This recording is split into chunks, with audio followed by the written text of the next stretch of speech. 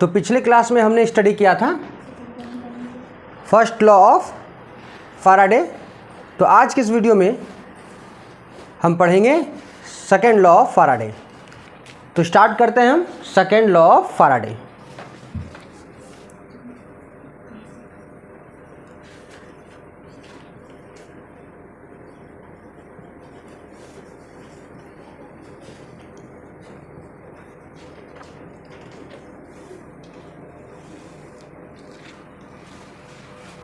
तो second law of Faraday क्या कहता है कि हम दो या दो से अधिक इलेक्ट्रोलाइटिक सेल को जब सीरीज में कनेक्ट करेंगे तो क्या होगा। जब दो या दो से अधिक इलेक्ट्रोलाइटिक सेल को जब हम सीरीज में कनेक्ट करेंगे तो वहाँ पर जो वेट डिपॉजिट होगा, दो अलग अलग इलेक्ट्रोलाइटिक सेल के इलेक्ट्रोड पर जो वेट डिपॉजिट होगा वो डायरेक्टली प्रोपोर्शनल होगा उसके इक्विवेलेंट वेट के। तो इसका स्टेटमेंट क्या होगा, तो पहले हम एक फिगर बना के समझ लेते हैं कि यहाँ पर हम क्या बनाने जा रहे हैं। यहाँ पर हम बनाने जा रहे हैं सेल और दो डिफरेंट सेल लेने जा रहे हैं, ठीक है ना। हम दो ले सकते हैं या दो से ज़्यादा भी हम सेल ले सकते हैं, ठीक है। तो हम यहाँ कितना सेल ले रहे हैं, दो इलेक्ट्रोलाइटिक सेल ले रहे हैं, ठीक है। और पहला वाला हम किसका ले लिए, कॉपर का ले लेते हैं, ठीक है। पहला वाला हम किसका ले लेते हैं, कॉपर का। आपका मन है जिंक का तो जिंक का भी ले सकते हैं। तो अगर हम यहाँ पर कॉपर का हम लेते हैं सॉल्यूशन, कॉपर सल्फेट ले लिए, यहाँ पर कॉपर सल्फेट का इलेक्ट्रोलिसिस करवाएंगे और एक में हम सिल्वर नाइट्रेट का इलेक्ट्रोलिसिस करवाएंगे। तो हम यहाँ पर दो इलेक्ट्रोलाइटिक सेल लिए हैं और सेकंड वाले में हम क्या लेंगे, सिल्वर नाइट्रेट, ठीक है। ये दिख रहा है। अब इन दोनों इलेक्ट्रोलाइटिक सेल को हम सीरीज में कनेक्ट करेंगे। तो सीरीज में कनेक्ट करने से क्या होता है, सेम करंट फ्लो होगा। सेम करंट फ्लो होने का मतलब सेम चार्ज फ्लो होगा। जैसे स्विच ऑन करेंगे सीरीज में होगा तो दोनों में इक्वल अमाउंट ऑफ चार्ज क्या होगा, फ्लो होगा। तो हम यहाँ पर लेते हैं एक बैटरी, ठीक है। तो बैटरी ले लिए हम। तो इस बैटरी से हम इसके पॉजिटिव टर्मिनल को जोड़ दिए और ये नेगेटिव टर्मिनल को हम इस वाले से जोड़ दिए, ठीक है। तो ये पॉजिटिव इलेक्ट्रोड और ये वाला इलेक्ट्रोड क्या हो गया, नेगेटिव इलेक्ट्रोड। तो सीरीज में कनेक्ट करना है तो यहाँ से करंट आएगा और अब इस दोनों को हम जोड़ देंगे, ठीक है। तो ये हो गया हमारा negative positive negative positive negative. यानी कैसे करंट फ्लो होगा जी, ऐसे आएगा। सॉल्यूशन में इलेक्ट्रोलाइट है तो यहाँ पे करंट फ्लो होगा कि नहीं, इसमें जाएगा। फिर क्या होगा, फिर ये करंट यहाँ जाएगा, फिर यहाँ से होकर के ये इधर निकल जाएगा, है कि नहीं। तो ये सीरीज में कनेक्टेड है दो इलेक्ट्रोलाइटिक सेल और जैसे ही हम स्विच ऑन करेंगे तो दोनों में चार्ज फ्लो होगा और दोनों में इक्वल चार्ज फ्लो होगा। मान लेते हैं आधा घंटा के लिए हम ऑन किए तो आधा घंटा तक दोनों में फ्लो होगा। फिर जैसे स्विच ऑफ कर देंगे तो दोनों में फ्लो क्या होगा, बंद हो जाएगा। यानी कहने का मतलब है दोनों में बराबर अमाउंट ऑफ चार्ज फ्लो होगा, क्योंकि जब हम सीरीज में कनेक्शन करते हैं तो करंट सेम होता है। करंट तो चेंज नहीं होता है ना, जितना करंट इसमें फ्लो होगा उतना करंट इसमें ही, और टाइम उतना ही लिए हैं। तो Q इक्वल टू क्या होता है, IT। तो करंट सेम है और टाइम भी उतना ही, दोनों के लिए सेम ही होगा। तो मल्टीप्लाई करेंगे तो दोनों में का जो चार्ज होगा वो लगभग सेम होगा। तो अगर हम सेम अमाउंट ऑफ चार्ज पास करते हैं तो क्या होगा, तो जो वेट डिपॉजिट होगा, तो इसमें कौन डिपॉजिट होगा, कॉपर। इसमें जो कॉपर डिपॉजिट होगा और इसमें क्या होगा, सिल्वर डिपॉजिट होगा। तो दोनों का जो वेट डिपॉजिट होगा सब्सटेंस का, कॉपर का और सिल्वर का, वो डायरेक्टली प्रोपोर्शनल होगा उसके इक्विवेलेंट वेट के, ठीक है ना। तो वेट उसी का ज़्यादा डिपॉजिट होगा जिसका इक्विवेलेंट वेट ज़्यादा होगा, कि वेट उसी का डिपॉजिट यानी वेट डिपॉजिट जो होगा वो डायरेक्टली प्रोपोर्शनल होगा इक्विवेलेंट वेट के। यानी कहने का मतलब जिसका इक्विवेलेंट वेट ज़्यादा होगा उसका वेट ज़्यादा डिपॉजिट होगा। ठीक है, तो सेकेंड लॉ ऑफ फैराडे क्या कहता है, व्हेन टू और मोर electrolytic cell are connected in series, then weight deposited on electrode is directly proportional to the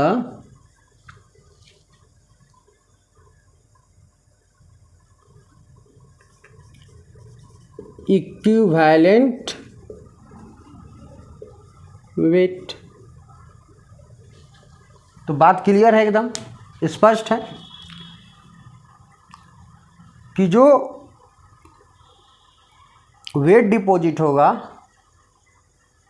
electrode पर, दोनों में से किसी एक का या दोनों में, तो किसके डायरेक्टली प्रोपोर्शनल होगा,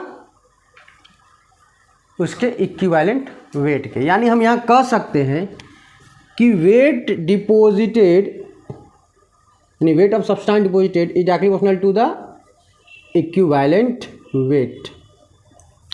अगर इसको इक्वल करना होगा तो कांस्टेंट लगाना होगा, और वो कांस्टेंट कौन है, एफ, और एफ क्या है, फैराडे कांस्टेंट।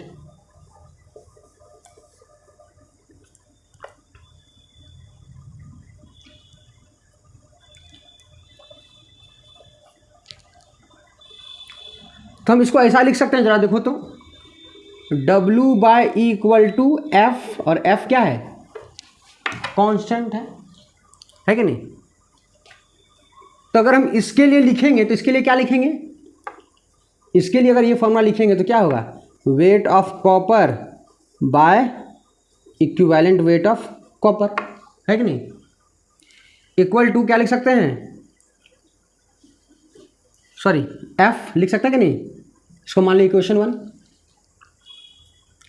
अब इक्वेशन 2 इसके लिए लिखेंगे तो इसके लिए क्या होगा, वेट ऑफ सिल्वर बटे equivalent weight of silver, equation sorry, तो इक्वल टू क्या होगा, वेट बाय इक्विवेलेंट वेट का क्या होता है, एफ कांस्टेंट होता है, वेट और इक्विवेलेंट वेट का जो रेशियो होता है वो कांस्टेंट यानी फैराडे कांस्टेंट है। तो हम 1 और 2 से देख सकते हैं from equation 1 and 2, from equation 1 and 2 हम ऐसा लिख सकते हैं, WCU by ECU equal to क्या लिख सकते हैं हम लोग, WAG बाय EAG लिख सकते हैं। कोई दिक्कत नहीं है। अब क्या करेंगे, W को एक तरफ कर देते हैं और इक्विवेलेंट वेट वाले को एक तरफ कर देते हैं, तो WCU by WAG equal to ECU equal to EAG, है कि नहीं। तो ये हमारा एक फॉर्मूला बन गया। इस फॉर्मूला को हम कैसे लिख सकते हैं, W1 इसको 1 मान लिया और इसको 2 मान लिया, तो W1 bye W2 equal to E1 bye E2, है कि नहीं।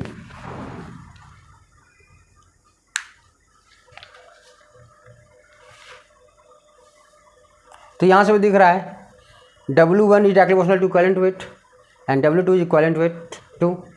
तो यहाँ से दिख रहा है कि वेट डायरेक्टली प्रोपोर्शनल है इक्विवेलेंट वेट का।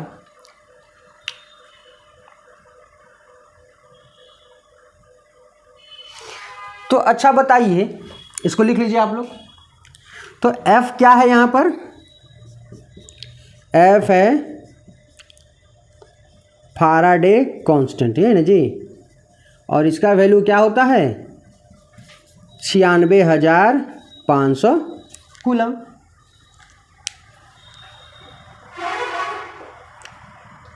तो फाराडे क्या होता है यूनिट ऑफ चार्ज। तो फाराडे क्या है, तो फाराडे इज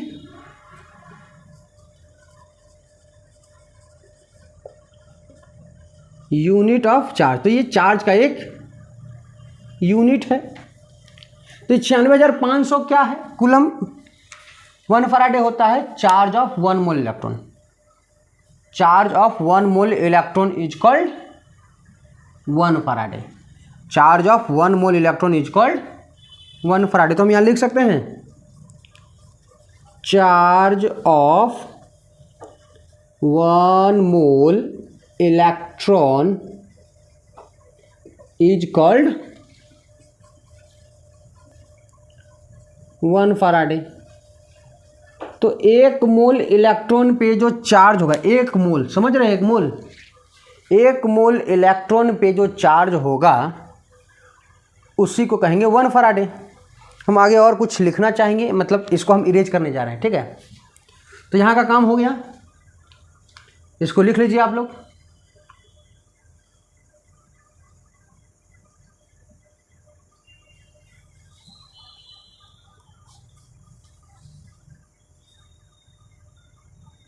तो यहां पर किसका वेट डिपॉजिट होगा ज़्यादा,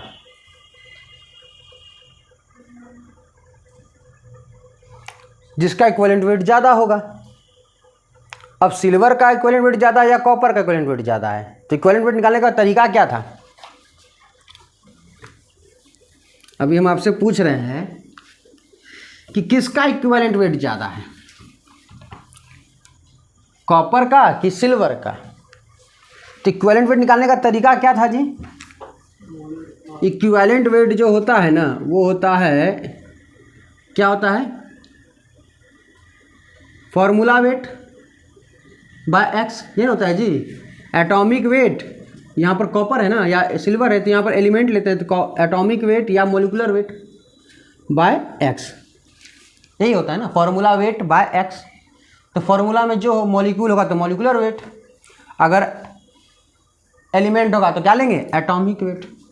तो चलिए हम इसके लिए पहले हम किसके लिए निकालेंगे, तो इसको हम यहाँ लिख देते हैं, इसको हम लिख देते हैं यहाँ पर E इक्वल टू क्या होता है, एटॉमिक वेट बाय एक्स। और एक्स क्या है हमारा, वैलेंसी। एक्स क्या है, वैलेंसी है। चलिए अब हम किसके लिए निकालेंगे, कॉपर के लिए इक्विवेलेंट वेट निकालते हैं। चलिए ठीक है, तो कॉपर का इक्विवेलेंट वेट क्या होगा, तो कॉपर का इक्विवेलेंट वेट होगा 63.5 होता है इसका एटॉमिक वेट, बटे वैलेंसी कितना है 2, है कि नहीं। वैलेंसी क्या है इसका 2 है। और सिल्वर का इक्विवेलेंट वेट क्या होगा, कितना होता है इसका एटॉमिक वेट,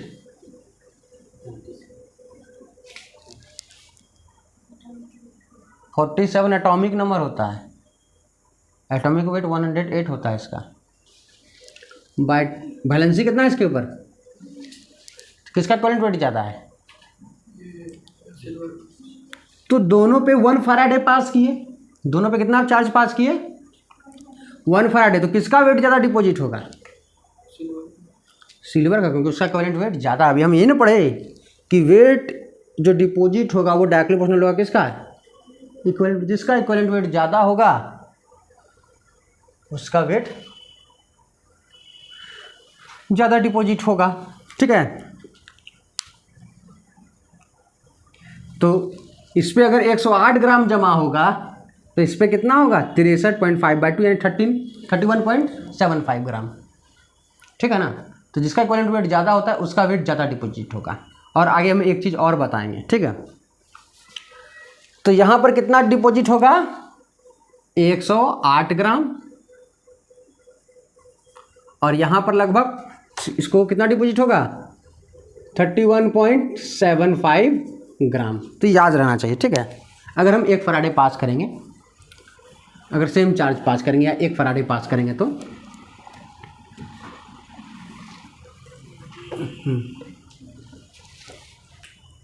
चलिए, तो अभी हम क्या पढ़े थे लास्ट में, charge of 1 mole electron is called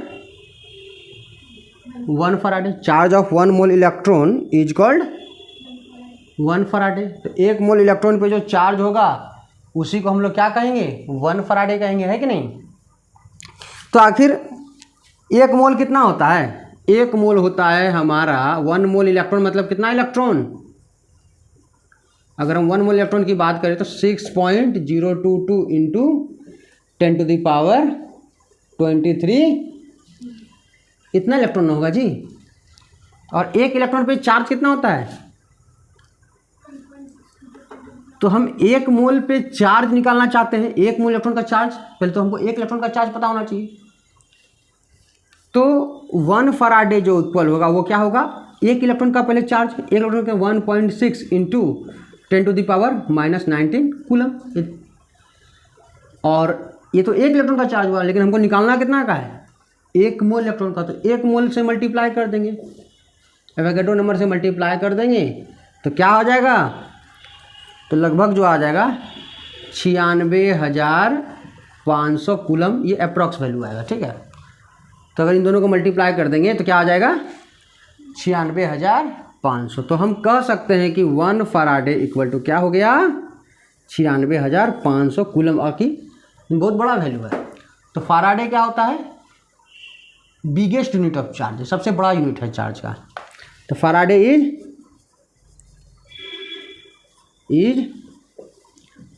biggest unit of charge हम कह सकते हैं कि नहीं। तो मान लो अगर हम 1 फराडे चार्ज पास किए, कितना चार्ज पास किए, 1 फराडे चार्ज पास किए। अगर हम 1 फराडे चार्ज पास करते हैं, ठीक है, तो वेट जो हो जाएगा वो क्या होगा, किसके बराबर, इक्विवेलेंट वेट के बराबर हो जाएगा। तो हम क्या लिख सकते हैं कि the weight deposited on electrode when 1 faraday of charge is passed is called equivalent weight. कह सकते हैं कि नहीं कह सकते हैं। तो हम यहाँ लिख देते हैं, the wait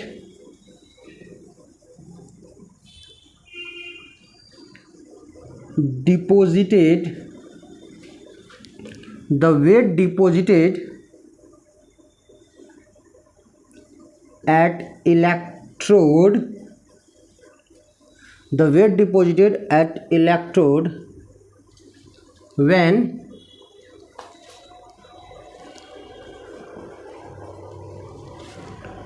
1 Faraday charge is passed, नहीं जी, the weight deposited at electrode when 1 Faraday charge is passed is called equivalent weight। इसको हम क्या कहेंगे, इक्विवेलेंट वेट कहेंगे, है कि नहीं। तो यहां देख लीजिए कि अगर हम 1 फराडे चार्ज पास करते हैं तो कितना वेट डिपॉजिट होता है, इक्विवेलेंट वेट के बराबर कितना डिपॉजिट होता है, इक्विवेलेंट वेट के बराबर। और इस इक्विवेलेंट वेट को ही हम लोग कहते हैं 1 ग्राम इक्विवेलेंट। क्या कहते हैं, 1 ग्राम इक्विवेलेंट कहते हैं। क्या कहते हैं, अगर हम 1 फराडे चार्ज पास करते हैं तो वेट कितना डिपॉजिट होता है, इक्विवेलेंट वेट के बराबर। और एक इक्विवेलेंट वेट, जो इक्विवेलेंट वेट होता है उसी को हम लोग कहते हैं 1 ग्राम इक्विवेलेंट। क्या कहते हैं, याद है नॉर्मलिटी में हम लोग पढ़ते थे, तो नॉर्मलिटी क्या होता है, number of gram equivalent of solute present in 1 litre of solution. तो ये वही ग्राम इक्विवेलेंट है। तो जो इक्विवेलेंट वेट ही होता है 1 ग्राम इक्विवेलेंट। तो हम नंबर ऑफ ग्राम इक्विवेलेंट कैसे निकालते थे, तो wait of substance in gram by equivalent weight. तो कितना इक्विवेलेंट वेट है, तो हम डिवाइड इक्विवेलेंट वेट से करते थे। और वो इक्विवेलेंट वेट ही क्या है 1 ग्राम इक्विवेलेंट। तो कितना नंबर ऑफ ग्राम इक्विवेलेंट है, तो वेट ग्राम में दिया था, इक्विवेलेंट वेट से डिवाइड कर दिए तो नंबर ऑफ ग्राम इक्विवेलेंट निकल गया। तो जो इक्विवेलेंट वेट था वो क्या था 1 ग्राम इक्विवेलेंट था। इसीलिए हम नंबर ऑफ ग्राम को निकालने के लिए हम वेट को किससे डिवाइड करते थे, इक्विवेलेंट वेट से डिवाइड करते थे, तब जाके नंबर ऑफ ग्राम इक्विवेलेंट निकलता था, क्योंकि इक्विवेलेंट वेट ही हमारा क्या है 1 ग्राम इक्विवेलेंट। तो 1 फराडे जब हम पास किए तो 1 ग्राम इक्विवेलेंट वेट जमा हुआ, नहीं जी, है कि नहीं। अगर जब हम n फराडे पास करेंगे, कितना पास करेंगे, नंबर ऑफ फराडे जितना पास करेंगे, n फराडे पास करेंगे तो कितना डिपॉजिट होगा n ग्राम इक्विवेलेंट, है कि नहीं। मल्टीप्लाई कर दो इसको, है नहीं। n फराडे जब हम पास किए तो कितना डिपॉजिट होगा n ग्राम इक्विवेलेंट, है कि नहीं। यहाँ डैश दे दो, सब समझ में आएगा। तो अगर हम n फराडे पास करेंगे तो n ग्राम इक्विवेलेंट सॉल्यूट का जमा होगा। तो यहाँ पर हम कितना पास किए थे 1 फराडे, तो इसमें भी 1 फराडे पास होगा क्योंकि सीरीज में है, जानते हैं हम ये चीज़। तो 1 फराडे पास किए थे तो कितना डिपॉजिट होगा, तो इसका कितना डिपॉजिट हुआ 1 ग्राम इक्विवेलेंट।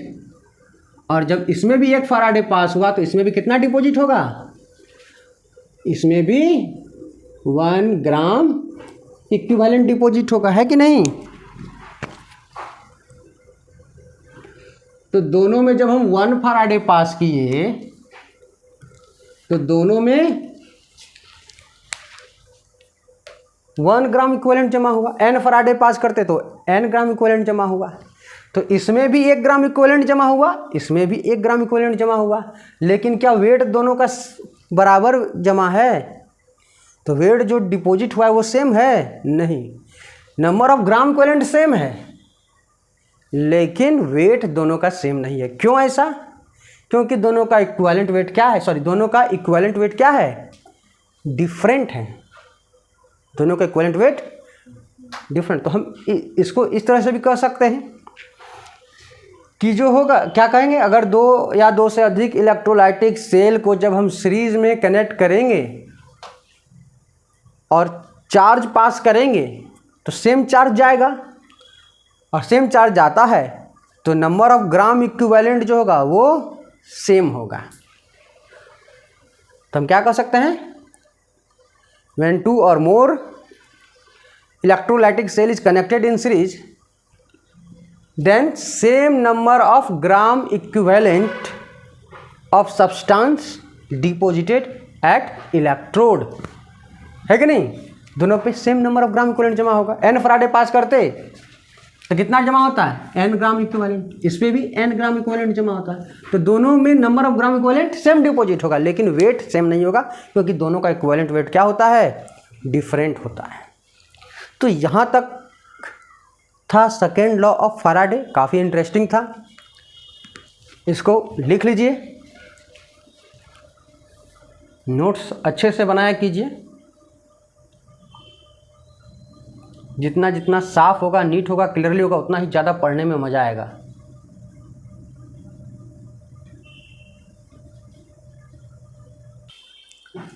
तो हम लोग सेकेंड लॉ ऑफ फैराडे पे एक क्वेश्चन कर लेते हैं। तो चलिए हम क्वेश्चन को पढ़ते हैं। 3 electrolytic cell A B C containing solution of zinc sulphate, silver nitrate and copper sulphate respectively are connected in series. तो यहाँ पर 3 इलेक्ट्रोलाइटिक सेल है, ए बी और सी, और ए में क्या है, जिंक सल्फेट का सॉल्यूशन है, बी में सिल्वर नाइट्रेट का और सी में कॉपर सल्फेट का है, रेस्पेक्टिवली बोला गया, यानी क्रमवत। और ये तीनों इलेक्ट्रोलाइटिक सेल किस में कनेक्टेड है, सीरीज में कनेक्टेड है, ठीक है। A steady current of 1.5 ampere was pass through them until 1.45 gram of silver deposit at cathode of cell B.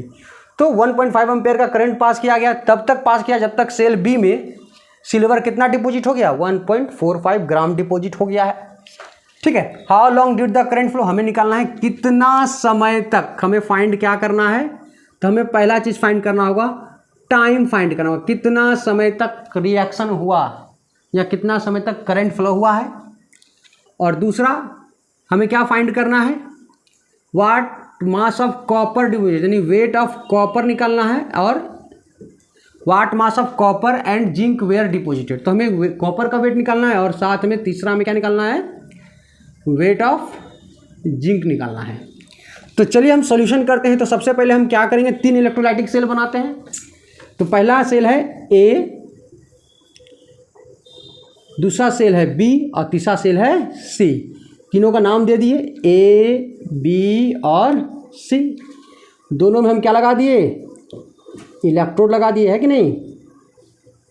सब में हम 2-2 इलेक्ट्रोड लगा दिए।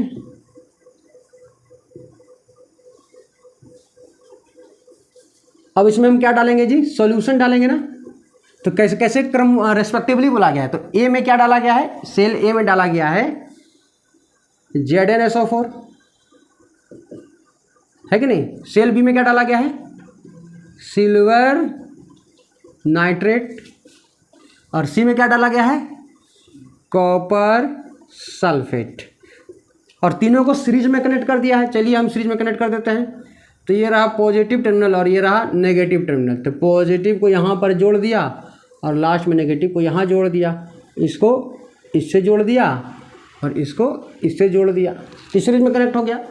तो जैसे स्विच ऑन करेंगे तो स्विच ऑन करने पर क्या होगा, इक्वल चार्ज फ्लो होगा सब पे। स्विच ऑफ करेंगे तो सब में चार्ज का फ्लो रुक जाएगा, यानी इक्वल करंट फ्लो होगा। और इक्वल करंट फ्लो होगा तो और टाइम इक्वल टाइम के लिए फ्लो होगा, तो चार्ज भी इक्वल ही फ्लो होगा। तीनों इलेक्ट्रोलाइटिक सेल में सीरीज में कनेक्शन करते हैं तो चार्ज इक्वल फ्लो होता है। तो जो इन्फॉर्मेशन दिया गया है कि जब 1.5 एम्पेयर का करंट पास किया गया किसमें, सेल बी में, तो 1.5 ग्राम सिल्वर डिपॉजिट हुआ किसमें, सेल बी में। सिल्वर तो यहीं जमा होगा ना जी, सेल बी के कैथोड पे। तो सेल बी का जब हम बात करेंगे, किसका बात करेंगे, सेल बी का, तो सेल बी में क्या रिएक्शन होगा कैथोड पे। तो सेल बी, मेटल कहाँ डिपॉजिट होता है, कैथोड पे। तो कैथोड पे कौन सा रिएक्शन होगा, Ag प्लस क्या करेगा, एक इलेक्ट्रॉन गेन करेगा और Ag बन जाएगा। ठीक है। तो आपको पता होना चाहिए कि एटॉमिक वेट क्या है, सिल्वर का एटॉमिक वेट क्या है, 108 है। ठीक है। हम यहाँ क्या लिखने जा रहे हैं, एटॉमिक वेट, आपको पता होना चाहिए। तो एटॉमिक वेट सिल्वर का क्या है, 108 है। और जिंक का क्या, जिंक का क्या है, जिंक का एटॉमिक वेट होता है 65 होता है। और कॉपर का क्या होता है, 63.5 होता है, आपको याद रखना चाहिए। तो अकॉर्डिंग टू रिएक्शन यहाँ पर क्या बोल रहा है, हम 1 मोल जब चार्ज पास किए, इलेक्ट्रॉन फ्लो किए, तो 1 मोल क्या डिपॉजिट हुआ, सिल्वर डिपॉजिट हुआ। ऐसा करते थे ना हम लोग। तो 1 मोल चार्ज, 1 मोल इलेक्ट्रॉन फ्लो हुआ मतलब 1 फैराडे पास हुआ। और 1 फैराडे मतलब 1 मोल, और 1 मोल कितना होता है, एटॉमिक वेट इन ग्राम। तो सिल्वर का एटॉमिक वेट क्या होता है, 108 ग्राम। तो लेकिन यहाँ पर हमको बताया गया है कि जो सिल्वर का जो वेट डिपॉजिट हुआ है यहाँ पर इस वाले इलेक्ट्रोड पर कितना डिपॉजिट हुआ है, 1.45 ग्राम डिपॉजिट हुआ है। और करंट क्या था जी, 1.5 एम्पेयर। तो टाइम पूछ रहा था। तो चलिए पहले हम लोग चार्ज निकाल लेते हैं। तो जब आप 108 ग्राम डिपॉजिट करने के लिए आप 1 फैराडे पास किए, तो 1 ग्राम हमको तो निकालना है। हमको दिया हुआ क्या है, वेट दिया हुआ ना, वेट से क्या निकालना है हमको, चार्ज। तो हम यहाँ देखेंगे 1 ग्राम डिपॉजिट करने के लिए कितना, 1/108 F, ये ना जी। अगर हमको बोल रहा है यहाँ पर कितना डिपॉजिट हो चुका है, 1.45 ग्राम सिल्वर डिपॉजिट हुआ है, तो कितना चार्ज, 1/108 इंटू 1.45 क्या निकलेगा, कूलम। तो निकाल दीजिए कितना हुआ।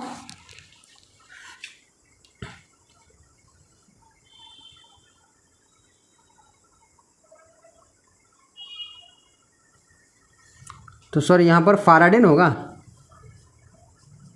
तो इसको करते हैं हम।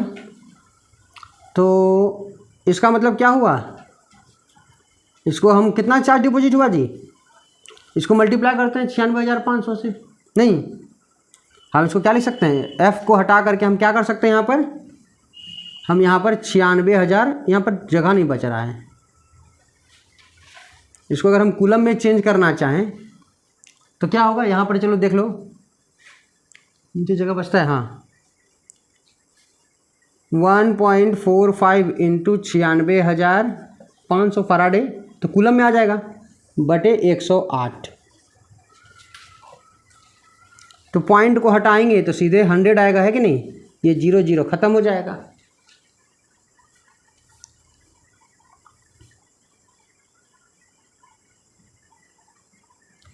तो 965 को हम क्या करें, 145 से मल्टीप्लाई कर देते हैं। 965 को 145 से मल्टीप्लाई कर देते हैं।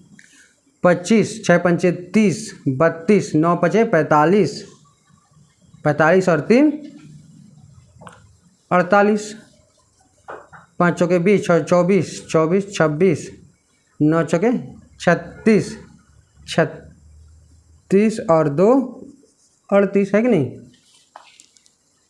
फिर आगे 1 से तो 5 का 5 ही रहेगा, 6 9। अब जोड़ देंगे, 5 2 8 6 14, 14 और 5 19, 4 8 12, 12 6 18, 18 और 1 19, 9 3 12 13।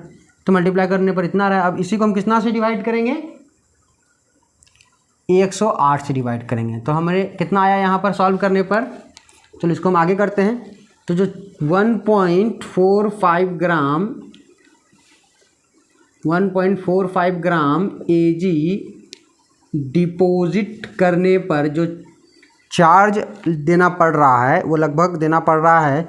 इसको मल्टीप्लाई करने पर कितना आया, 139925। 108 से डिवाइड कर दो। तो 108 से डिवाइड करेंगे तो देखो यहीं पर एक बार में 108 आ जाएगा कि नहीं। 9 में 8 गया 1, है कि नहीं। 3 31। अब क्या करेंगे, 9 3 बार में हो जाएगा, नहीं होगा, 324 हो जाएगा। तो 3 बार में तो नहीं हो पाएगा, कितना बार में हो जाएगा, 2 बार में होगा। तो 224 सॉरी 216। चलिए कितना आ गया, 9 3 कट गया 0 और 1 100 कितना आया 3। अब क्या देंगे फिर यहाँ पर 2। तो कितना बार में जी, 10 बार में तो नहीं आएगा, 9 बार में। चलिए 9 बार करके देखते हैं हम लोग। हाँ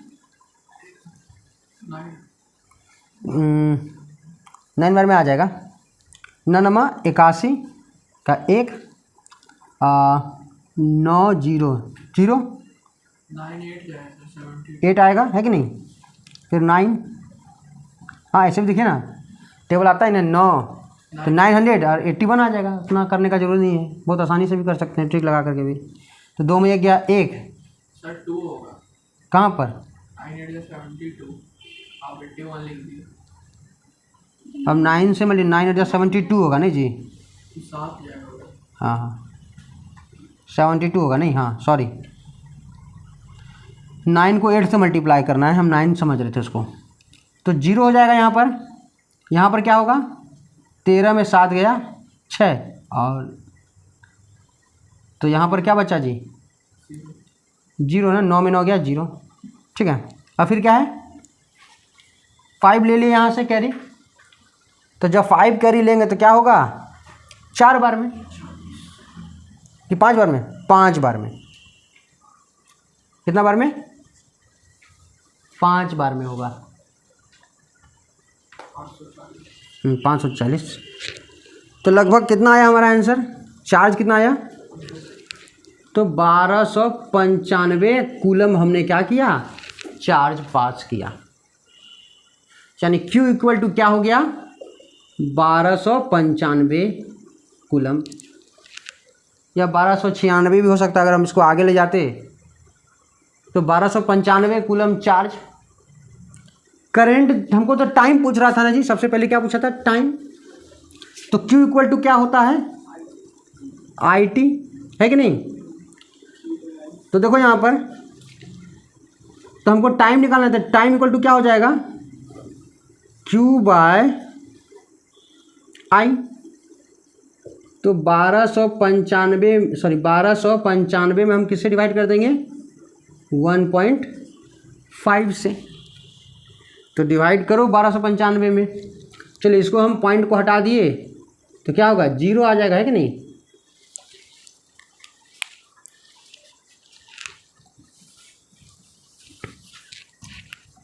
तो 12950 से डिवाइड करेंगे किससे, 15 से। चलिए 15 का से डिवीजन आसान होता है ना। तो 15 का टेबल पढ़े हो ना, 8 बार में 120, सीधे 9 आ गया। 5 बार में, सॉरी 5 नीचे कर देंगे, तो 6 बार में 90, फिर 0, 3 बार में 45, 5 0.333 चलते रहेगा ना जी। तो लगभग जो आएगा वो मेरा टाइम कितना आ गया, 863.33 क्या, मिनट या सेकेंड, सेकेंड आएगा। सेकेंड क्यों आंसर आएगा,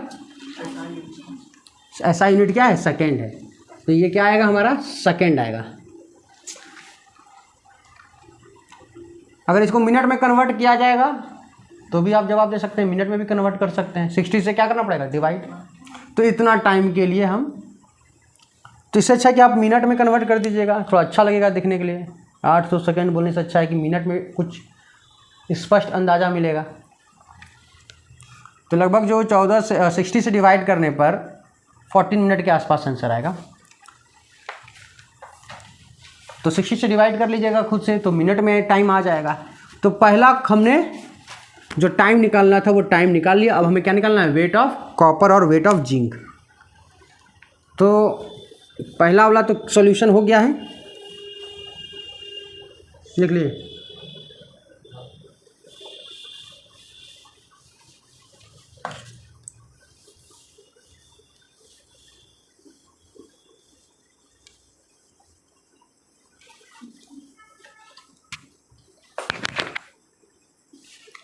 तो अब हम लोग काम करेंगे किसके लिए, तो अब हम लोग काम करेंगे सेल ए के लिए। तो हम सेल ए के लिए काम करने जा रहे हैं। तो सेल ए में कौन सा रिएक्शन होगा, Zn 2 इलेक्ट्रॉन गेन करेगा और क्या बन जाएगा, Zn। तो जब 2 मोल पास किए इलेक्ट्रॉन तो तब जाके 1 मोल जिंक डिपॉजिट हुआ, यानी 2 फराडे पास किए तो कितना डिपॉजिट हुआ, 65 ग्राम, क्योंकि एटॉमिक वेट 65 होता है कि नहीं। तो 2 गुना 96,500 कूलम लिख सकते हैं इसको। 2 फराडे को हम क्या लिख सकते हैं, 2 गुना 96,500 कूलम पास किए तब जाके 65 ग्राम हमारा डिपॉजिट हुआ। क्लियर।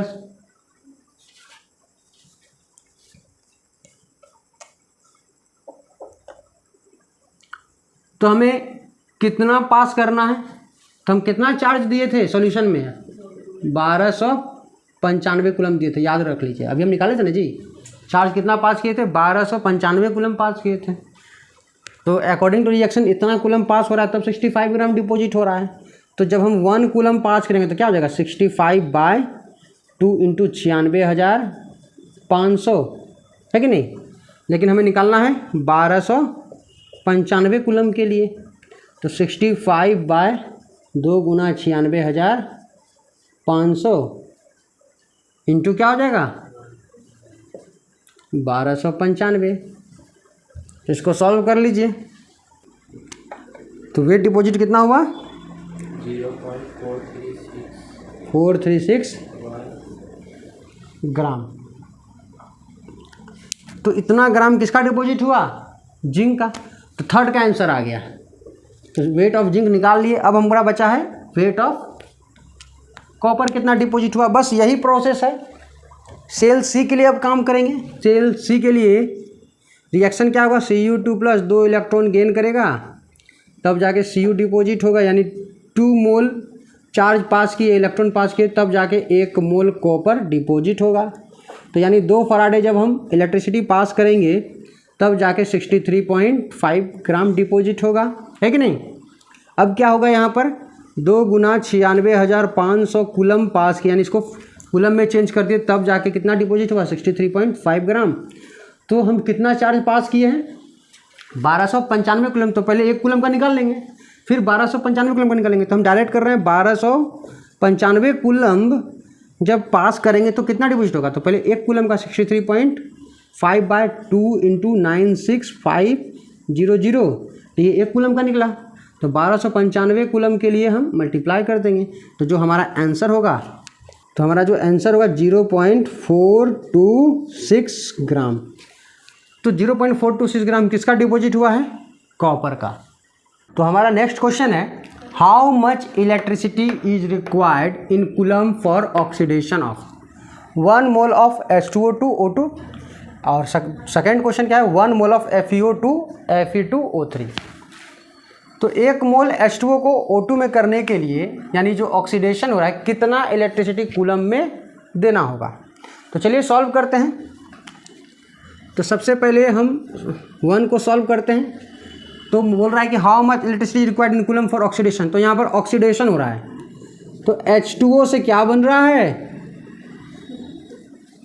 O2 बन रहा है, ये ना हो रहा है जी। 1 मोल H2O क्या बन रहा है 1 मोल H2O O2 बन रहा है। तो ऑक्सीजन पे कितना चार्ज है, ऑक्सीडेशन नंबर निकालने आना चाहिए। तो ये बात जान लीजिए, ऑक्सीजन पे हमेशा -2, अगर ऑक्सीजन किसी के साथ कंबाइंड है तो उस पर कितना चार्ज होगा, हाइड्रोजन पे +1 चार्ज है तो 2 हाइड्रोजन है तो +2 हो गया। तो ऑक्सीजन पे कितना चार्ज होगा -2। इसके लिए आपको रिडॉक्स रिएक्शन पे कमांड होना चाहिए। तो ऑक्सीजन पे हमेशा -2 चार्ज होता है।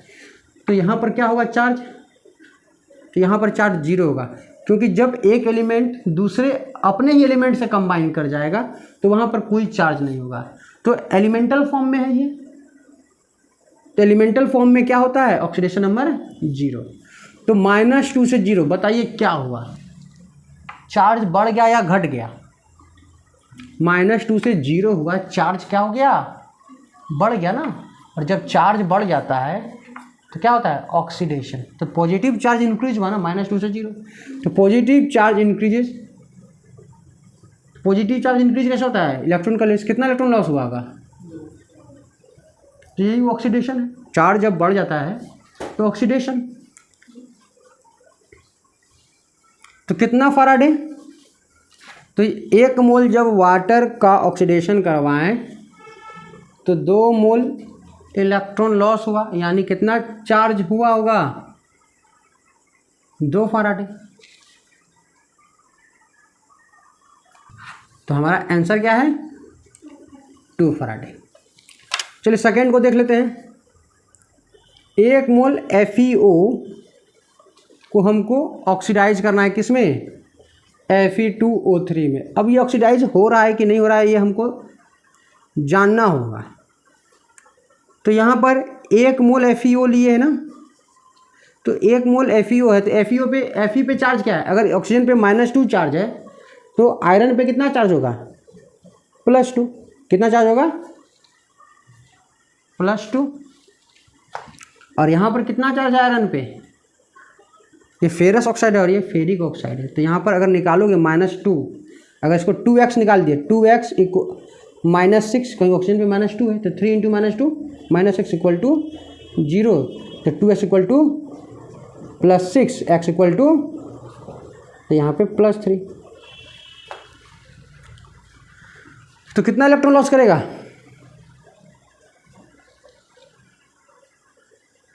+2 से +3। ऑक्सीडेशन नंबर बढ़ गया ना, ऑक्सीडेशन नंबर तो बढ़ गया, और ऑक्सीडेशन नंबर बढ़ जाएगा तो मतलब इलेक्ट्रॉन लॉस तो कितना से बढ़ गया 1 से, तो 1 इलेक्ट्रॉन लॉस करेगा। तो यानी 1 मोल इलेक्ट्रॉन लिख सकते हैं इसको। तो कितना इलेक्ट्रिसिटी फ्लो होगा 1 फराडे आंसर। तो बस हम यहाँ क्या देख रहे हैं, बस हम यहाँ देख रहे हैं चार्ज कितना से चेंज हो रहा है। तो +2 से +3 हुआ तो 1 इलेक्ट्रॉन लॉस हुआ होगा, और 1 इलेक्ट्रॉन लॉस हुआ मतलब 1 मोल FeO लिए हैं, और 1 मोल FeO का ऑक्सीडेशन करवा रहे हैं तो 1 मोल इलेक्ट्रॉन निकलेगा। तो कितना चार्ज होगा 1 फैराडे। और 1 फैराडे इसको कूलम में बोला था आंसर देने ना, तो कूलम में कैसे आंसर देंगे 2 × 96,500 लिख देंगे। तो क्या आ जाएगा 0 0 0 12 13 18 1 19 और इसका क्या होगा 96,500 कूलम। तो ये कूलम में मांग रहा था।